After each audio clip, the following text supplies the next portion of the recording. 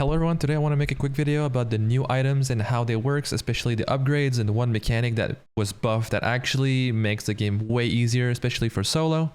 If you don't know who I am, I'm SiniK. I play R.E.P.O a lot and indie games. I love challenge runs and making guides for games I enjoy. So if you're not already subscribed, don't forget to subscribe and take a look at my channel. Alright, let's get into it. The first upgrade is Tumble Climb. Basically, what this does is make it so when you have one, you can climb walls while being tumbled. So for right now, as you can see, I have 10 stamina. If I tumble and look at walls, I can't do anything. But if I were to take this upgrade, now I have a blue crosshair. And basically, I can climb walls, as you can see, while I'm tumbled. The way it works is, the only thing I can compare it to is Pathfinder and like Apex Legends, where the grapple hook, you kind of have to like, how do I explain that? Like, hold yourself towards it. So you have to look away to where you want to go, basically. It's hard to control if you don't know how it works, but it can be very useful against enemies that have a limited detection range. But be careful for Huntsman because he can hear you very easily if you hit the floor. So you can kind of like try to like not hit the floor, but it's hard. Also, if you have red lines around your screen, you cannot use it. Meaning, if you're out of stamina, or if you're getting knocked by enemies or something. So just be careful with that. As you can see, it uses a lot of stamina. And what the upgrade does when you get more, it upgrades your strength when you grab walls, so you can lift yourself faster, and it decreases the stamina consumption. So pay attention to the speed at which my stamina decreases when I grab the walls. That's with one level. Now I have level 5. Way slower. And I have to mention that the first few upgrades makes your strength way better, but after a while it stops. I'm gonna explain exactly from the code perspective, and like with visuals how it affects the strength, so you can kind of see how good or bad it is.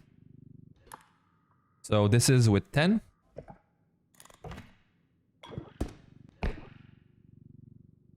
Way slower. And this is barely noticeable at this point, the difference. You kind of have to feel it. It's hard on video to see the difference, but yeah, you definitely have to feel it. You'll have to try on your own if you want to see the strength difference. This is 20. Very, very slow consumption. And the climb is not that faster. Also, the upgrades don't make a difference on the range. Or upgrade range also don't make a difference. So these are the stats for the Tumble Climb. I'm going to explain it real quick. So this is how many upgrades you have. Yeah, and I just did up to level 20 because after that, I think it's useless. And you have a default force of 10. So when you climb the wall, basically when you pull yourself, that's the default you'll have. And every upgrade, this is the new value. So overall, I would say around 10, even less, is like a good soft cap where you should stop because you don't really gain much after a while. This is the stamina drain a second. I think this one is the most important. 8 at 0, but it doesn't really matter because you cannot do it at 0 anyways. 7.2 level 1, and then level 10, 3.4, and then afterwards it's kind of like doesn't do much. The force gain, this is just a percentage overall, so you have 87% of total gains at level 20, and around level 10 it's 57. So this, I would say around level, if you really want to use this upgrade, I would say like after level 10 you should stop. It's not really useful anymore. As you can see, like these values decrease very fast. So yeah, that's how this stat works. If you guys are interested in knowing where I found this, these are the code snippets. So yeah, if you know something about it and if you want to look for yourself, and if I'm wrong about something, just let me know in the comments. But overall, I think that this upgrade is pretty bad. It can be good for like switching sides a little bit, or like if you're somewhat far from the enemies. But if you're too close, first of all, when you knock on the floor, the walls they hear, so they can look and then might notice that you're just like that. Or I'm gonna get hit now. I'm invincible. But yeah, they can do that. So it's definitely hard to use and not very worth it in a lot of situations. Especially with a huntsman, like I said, he can hear you and just shoot at you. It's still a fun little upgrade, and I'm sure people will get use of it, and I will probably find ways to use it as well. Because yeah, so far this guy does not liking me, and this guy usually has a very limited aggro range. So yeah, but yeah, if I learn how to control that better, maybe I can actually do some stuff like I just hit the floor now and he heard me because hitting the floor makes sound. But yeah. The second upgrade is called Death Head Battery. This comes with a new mechanic that they just implemented.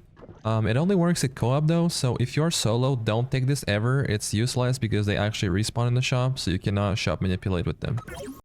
I am just going to go over this mechanic very quickly. So when you die, you see this little guy in the corner of your screen. This is your battery. When the eyes open, it basically means that your battery is charging.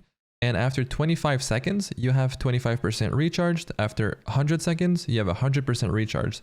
And you can, after 25%, control your character. As soon as you control your character, you can do two things. Hold spacebar to jump. You can let go at any point and have a jump that is going to be the strength of how long you held. And you can just look around and also talk to your teammates. Of course, when you're in this state, the battery drains. Now what this upgrade does is every time you consume one of these upgrades, it just makes it so you have more battery. But the battery recharge still takes 25 seconds for 25% and 100 seconds for 100%. So it's just pretty good if you just want to have fun with friends. Once again, I have the numbers for these. So if you prefer visuals, I am going to show this. Okay, so these are gonna be a little confusing. The numbers are not 100% accurate because I didn't change it, but it basically it rounds at 2 digits after the dot. I don't know how it's called in English. I'm sorry. So yeah, basically these are the levels, and this is just focus on that, the full battery duration. So 100% of your battery. This is how long you can stay up for. And when you jump, every second you hold a jump, it adds a percentage on the drain. So for example, here would be 8% drain instead of 4% for every second that you hold. So you could just gonna see like 8% of for every second for 25 seconds and see how fast it's gonna drain. You can do more math if you want, but this is just so you can understand how efficient this is. And this is just head time, how much percentage it adds overall on every time you upgrade. So I would say like after level, I don't know, like I feel like level 5, these numbers don't jump as much anymore. And I would say like, I don't know, once you're here, like around here after 10, if you really want, it's not, it's not really useful anymore. But yeah, so this is how it works. And again, this is where I found the reference if you are interested in knowing and correcting me if I'm wrong. Lastly, they changed a mechanic that is actually game changer. This thing is actually busted. So when you are in Tumble, you can now grab items around and stay in Tumble. So for example, I can bring this out, and of course in the previous update, you can scroll out your items, right? The thing is, this does not overlap your current strength. It has a default strength that you cannot change. So for example, here I'm trying to pull this cube and I can't. But if I'm up, I can because I have the strength. So what this means is that you can now actually bring out weapons when you're getting stunned by some enemies. So for example here, if I get caught by the mentalist, I can bring out my prod zap and stun him and get out of the stun. I can also just try to grab him, but it won't do anything. So yeah, there you go. And you don't take your damage. Because he doesn't finish his deck. So now you can do the same for the hidden. If you can grab out hidden, you just bring out your weapon and smack him. It also works with the heart hugger. So you know when you get caught, just do that, and there you go. They are free. And yeah, if you really hate gambling, you can also avoid having to gamble.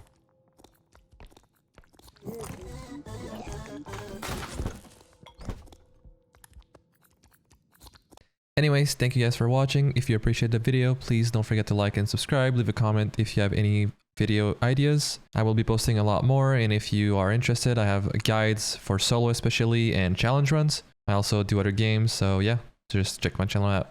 Until next time.